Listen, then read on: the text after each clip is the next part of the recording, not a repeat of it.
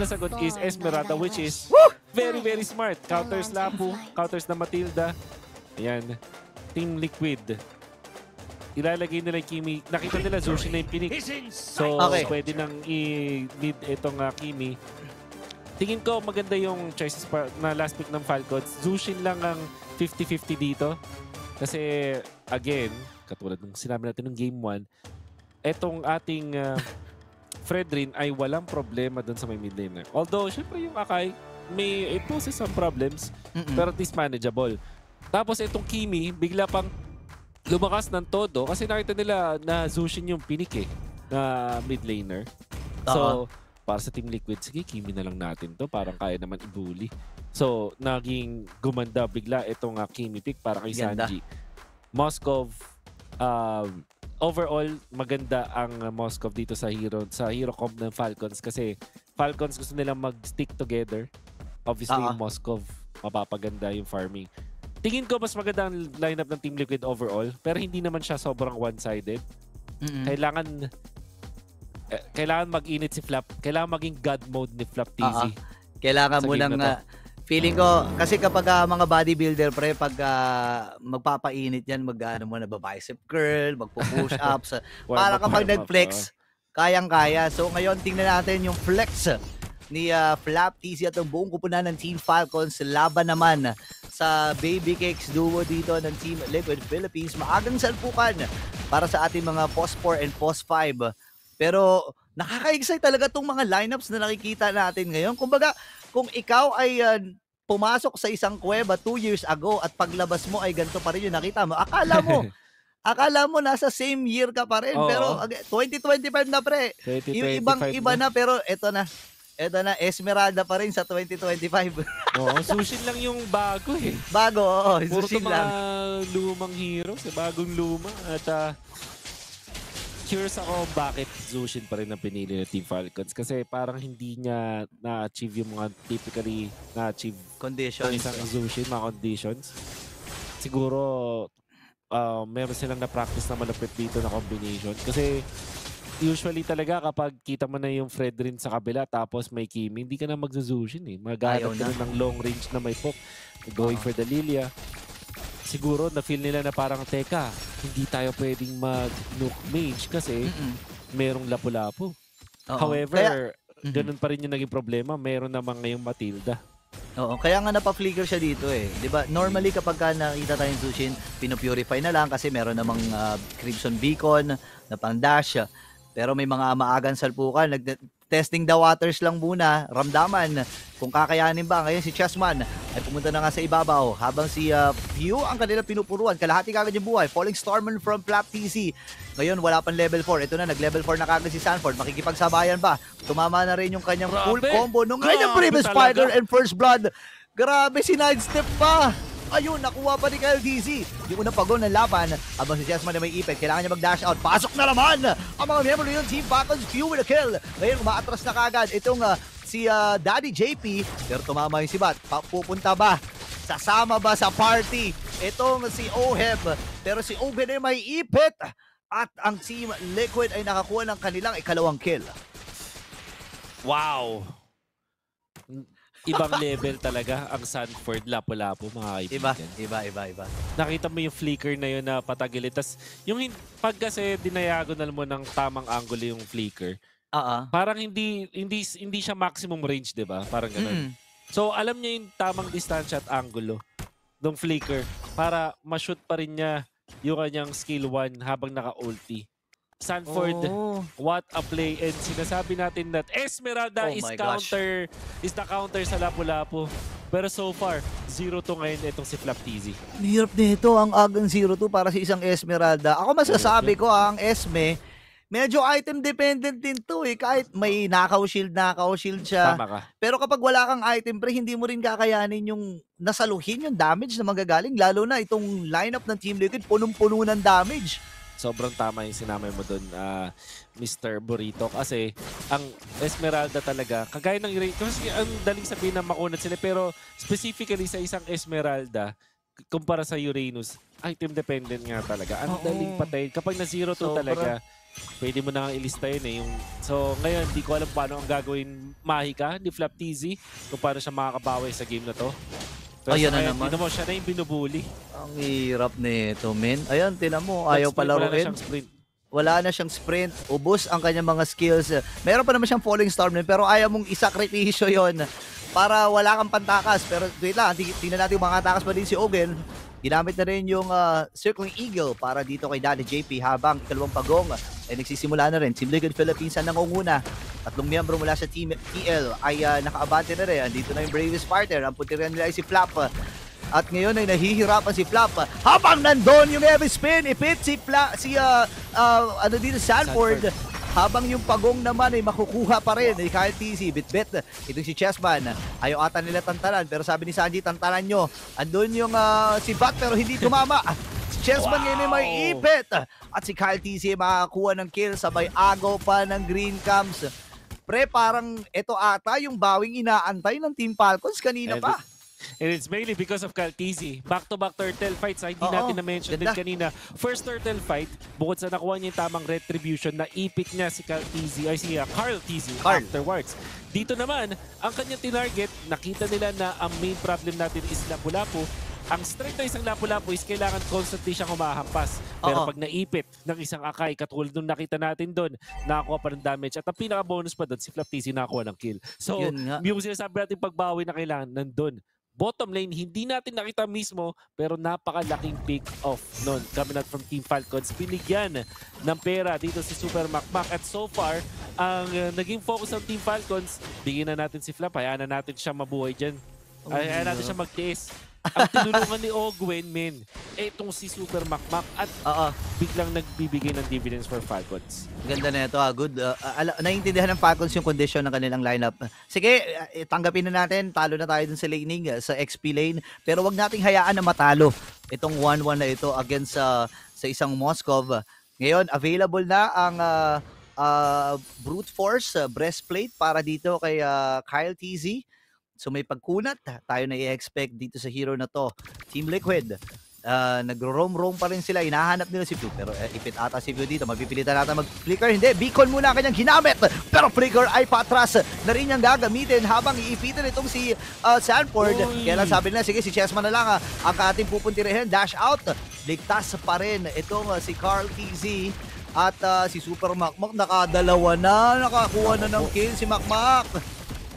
Now, another turtle fight. Di pa tapos yung laban. Si Flap TZ ngayon, nahihirapan dun kay Sanji. Kailangan may tatalo dito kay Sanji, pero wala silang heavy spin.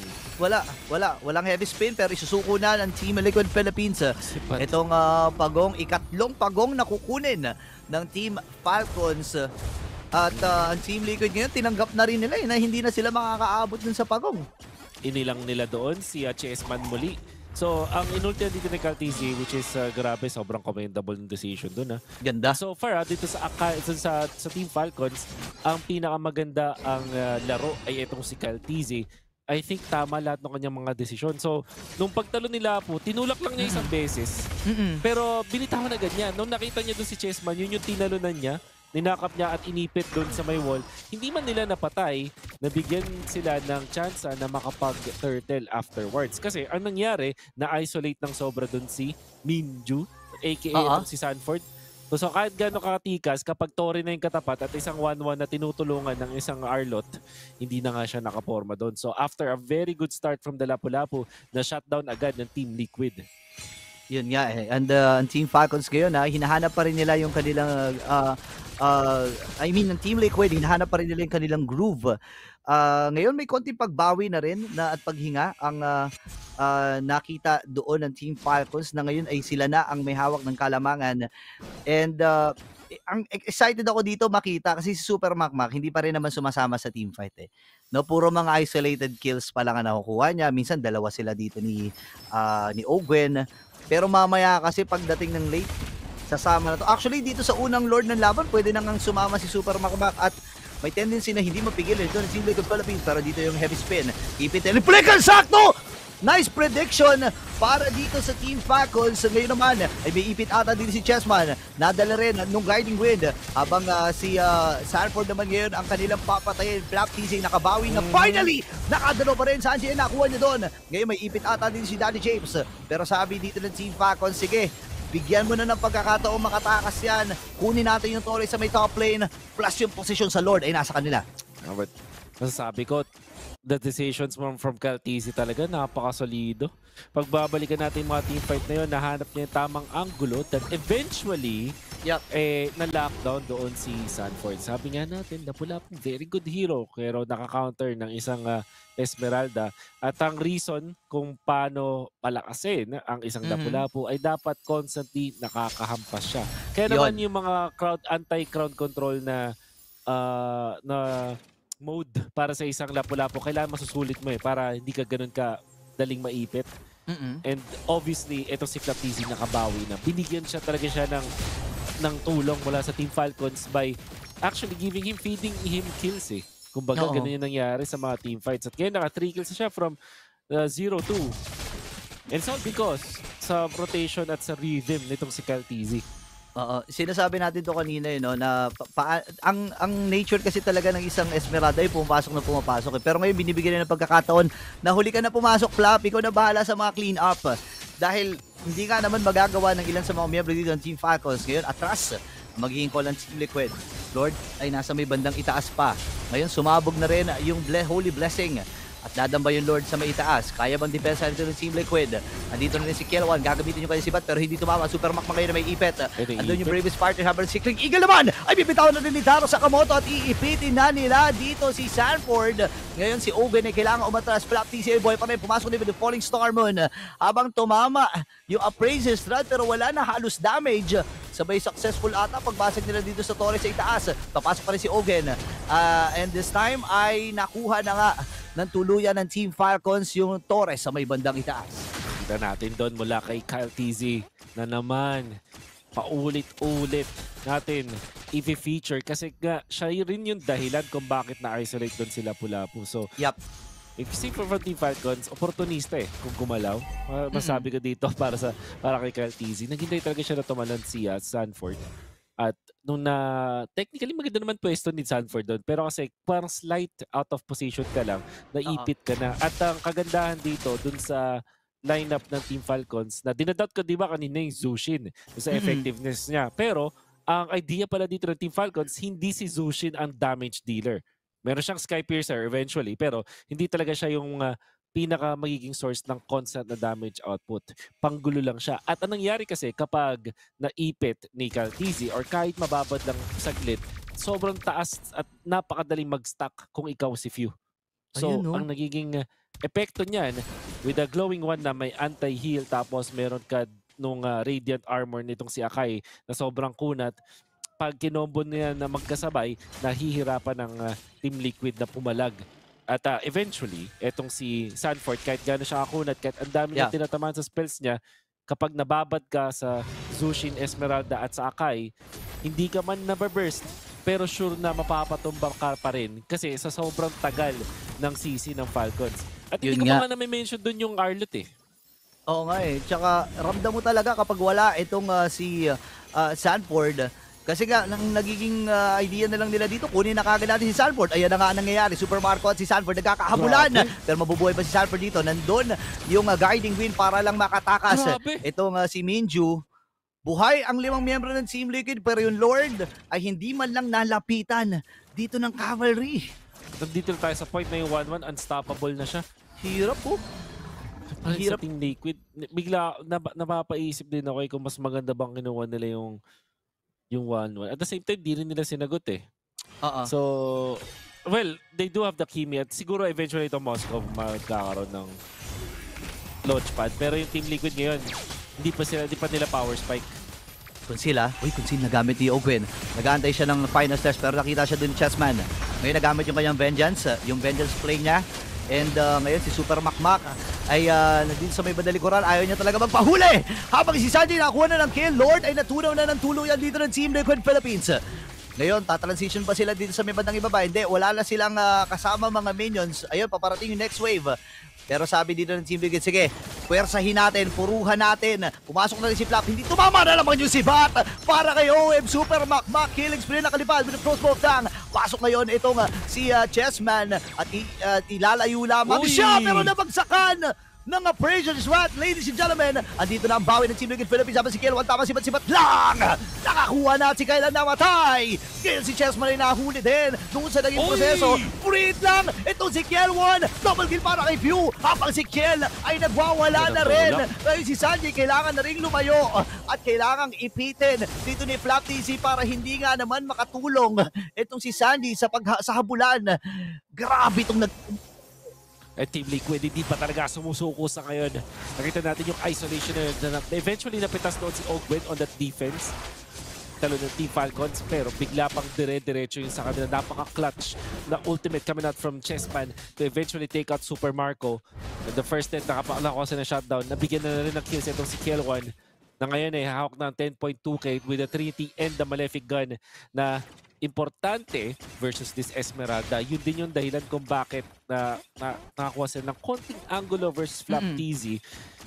Ganda rin yung mga tulak dito ni Kiel1 at nagkakaroon na ng konting silver lining para sa Team Liquid. Sinasabi nga natin, late game is theirs.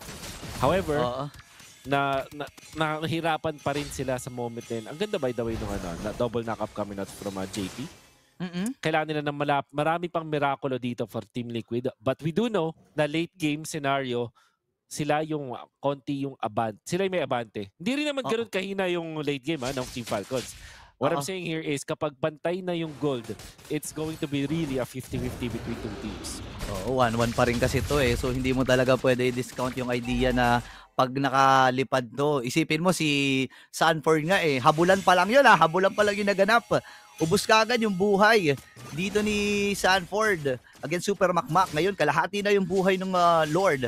Alam nila na lamang sila in terms of wave clearing. At I mean yung push ng minion pala. Yung gusto kong sabihin, pero heavy spin na nagamit ako. Pupuruhan natin si Kyle TC, pero namatay na kagad. At si Minjo nakakuha ng Lord. Flap TC sa likuran. Nandun yung final slash. Ito aray rundown na kinokol. Kagad ng Team Falcons, pero buhay pa rin. Ang Team Liquid, namatay na kagad. Itong si Daddy JP, pero bibit-bitin. Itong si Minju, iiwan na ata to ng Team Liquid. Patay si Sanford. Si Kyle TC lang ang namaalam, pero yung Lord naman ay makukuha ng Team Liquid. Napaka-scary na sugal from Team Liquid, but at the same time, tingin ko maganda rin yung decision. May science behind it. Siguro pag nagkaroon tayo mas maraming oras mamaya, we will explain. Pero ang summary nun is, alam nila na kapag pinalo nila yung Lord, mapipilitan si Kaltizi na mag-initiate. And actually, masyadong maaga yung talon doon ni Kaltizi. Ang ginawa ng Liquid, binitawan nila yung Lord, finokus nila si Kaltizi. So kahit ma-lockdown doon si Chessman, meron silang pag-kontra. And Kiel1, ang ganda ng angulo para mapalo pa doon. Ako, napakaganda pa rin naka-Flap TZ in a very questionable spot away from his team. Grabe. Wala na siyang sprint at nabigyan pa ng bonus kill ang Liquid. Ang ganda rin kasi ng tulak ni Kiel1 doon eh. Ang ganda ng dinala niya talaga doon sa parte na may tore pa sila. At makakahinga ng saglitan itong Team Liquid at ang Falcons ngayon. Alam na nila, sige Flap, okay lang. Nangyari na yung mga bagay na yon, wag na lang sana maulit. Yun nata nagiging comms nila dito. And tama ka dun eh, si Kyle TC kapag nagamit yung heavy spin, ang nagiging call ng Team Liquid, i-burst natin si Kyle, i-burst natin si Kyle. Paulit-ulit lang na mangyayari yun. So ito yung kailangan yung i-note, take note guys kasi yung magic na ginawa ng Liquid, nakita nila Esmeralda doon sa may top lane. So pwedeng maging 4v5 scenario. At ang main condition sa isang Akai ay ipin down si Chessman. At in fact, yun naman yung usual play ni Kaltizi mula sa first start. Ang gusto niya gawin, ipitin si Chessman para makuha niya yung Lord Retry ng madali. So yung Team Liquid, pinalow nila yung Lord. Parang iniimbita nila, oy, nilolow namin to, kukunin namin to.